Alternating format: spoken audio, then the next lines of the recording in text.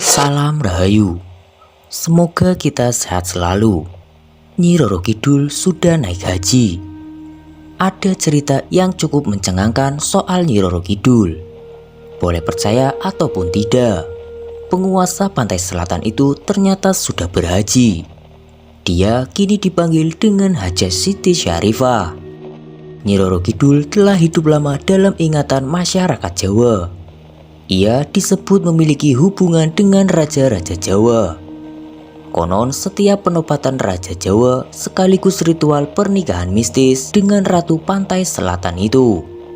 Penguasa laut selatan yang dikenal dengan nama Gusti Kanjeng Ratu Kenconosari atau Gusti Kanjeng Ratu Kidul dikabarkan memiliki gelar haja karena pernah naik haji ke Tanah Suci. Tentu informasi itu mendatangkan pro dan kontra.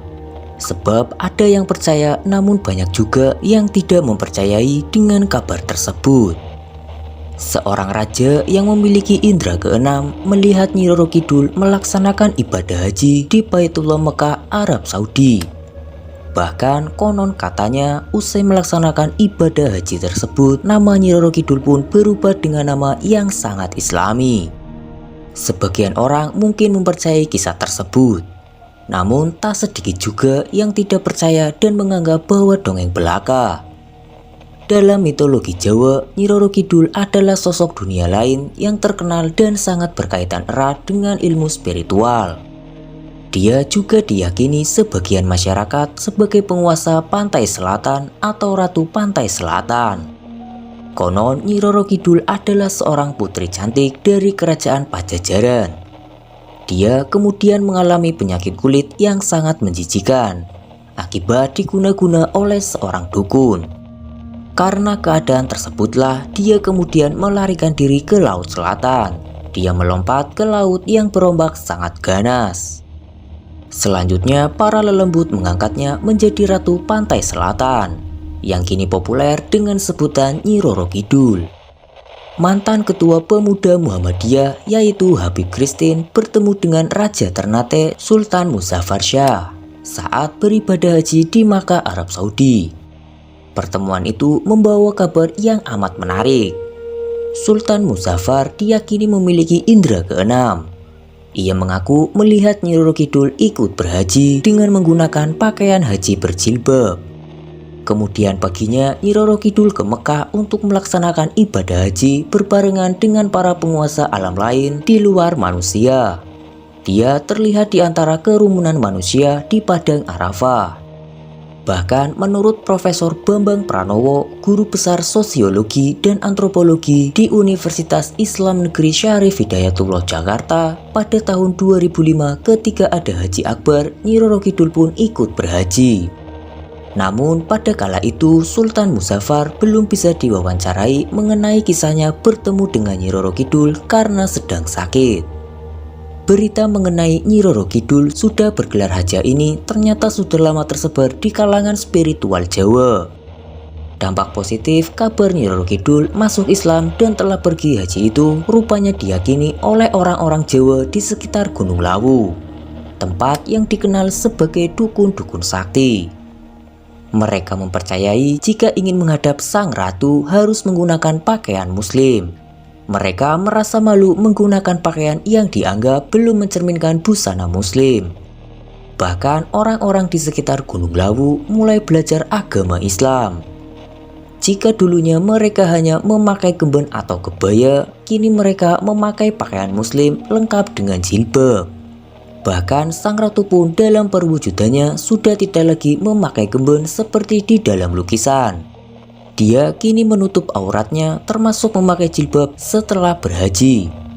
Berdasarkan mitos yang beredar, Kanjeng Ratu Kidul dipercaya sebagai roh suci yang memiliki sifat dan perilaku mulia nan baik hati. Selain itu, beberapa orang juga percaya bahwa beliau merupakan keturunan para dewa yang sering turun ke dunia manusia dengan menyamar menjadi sosok tertentu. Ada juga yang mengatakan sosok penguasa laut tersebut diciptakan dari Dewa Kaping Telu, yang kemudian diberikan peran sebagai Dewi Sri atau yang juga dikenal sebagai Dewi Padi. tidak hanya diberikan tugas sebagai Dewi Padi, Kanjeng Ratu Kidul juga diberikan kekuatan untuk menguasai ombak di Samudra Hindia. Dikatakan juga dalam mitos Jawa bahwa Kanjeng Ratu Kidul merupakan pasangan spiritual dari Raja-Raja Mataram, hingga keturunannya yang berkedudukan di Kesultanan Surakarta dan Kesultanan Yogyakarta.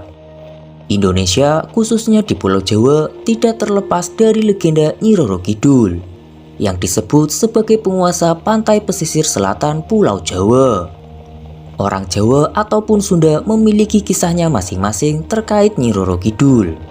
Bahkan masyarakat Bali juga memiliki kisahnya sendiri terkait Ratu Laut Selatan ini. Oleh karena itu, Nyi Roro Kidul juga dikenal dengan beberapa nama seperti Ratu Laut Selatan dan juga Gusti Kanjeng Ratu Kidul. Meskipun demikian, menurut Herman dan Silvi Utomo dalam bukunya yaitu Dialog dengan Alam Dewa, menyebutkan bahwa dalam kepercayaan kejawen, Nyi Roro Kidul merupakan bawahan dari Kanjeng Ratu Kidul. Banyak penelitian budaya dan juga antropologi terkait masyarakat Jawa dan Sunda menyebutkan bahwa legenda Nyi Roro Kidul berasal dari kepercayaan animisme yang dikaitkan dengan alam di wilayah laut selatan Pulau Jawa.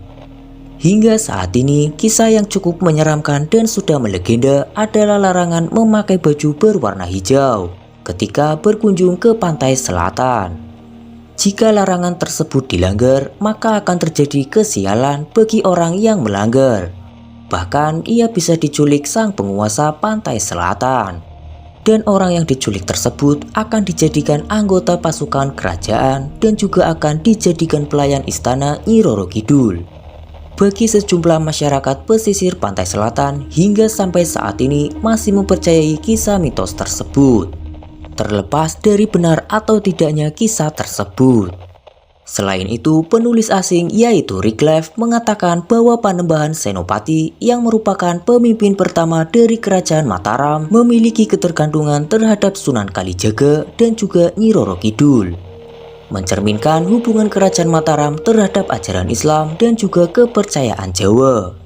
Panembahan Senopati mencari dukungan Dewi dari Samudra Selatan untuk menjadi pelindung khusus keluarga bangsawan Mataram.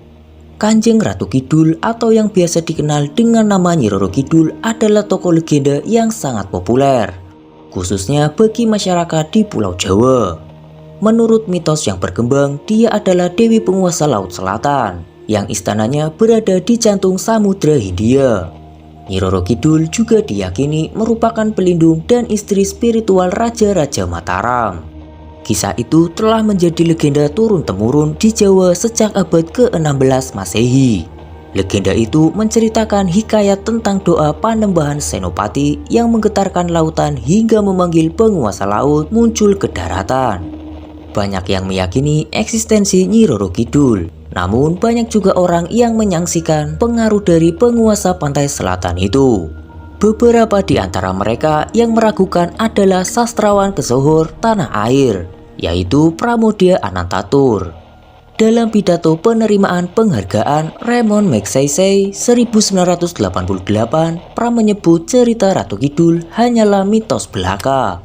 Lewat pidato tertulis berjudul Sastra, Sensor, dan Negara, Seberapa Jauh Bahaya Bacaan, Pram mencoba menjelaskan bagaimana pujangga Istana Mataram menciptakan mitos Nyi Roro Kidul sebagai kompensasi kekalahan Sultan Agung saat menyerang Batavia 2 kali, yaitu di tahun 1628 dan 1629, sekaligus kegagalan Sultan Agung menguasai jalur perdagangan di pantai utara Jawa. Menurut Pram, berangkat dari mitos Nyi Roro Kidul muncul pula mitos tabu lainnya, semisal dilarang menggunakan pakaian hijau di wilayah pantai selatan.